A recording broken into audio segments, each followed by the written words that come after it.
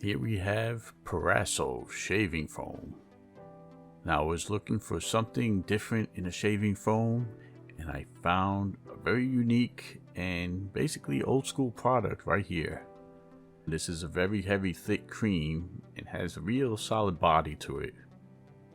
What really makes it unique and different to me is the unique methanol scent that it has.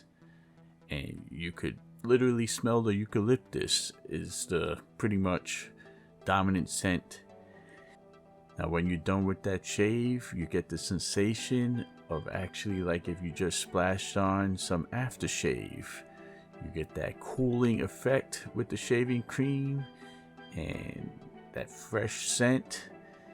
And you don't even have to use aftershave because it just feels like you splashed it on right after you washed the foam off. So having that fresh, clean feeling, that feeling of aftershave that you put on, which you don't even have to go there, it just feels a cooling sensation on the shave, which is unique to this product, which I've never tried before, and I'm glad I tried something different. And if you're looking for something unique and different for a shaving cream, try this out.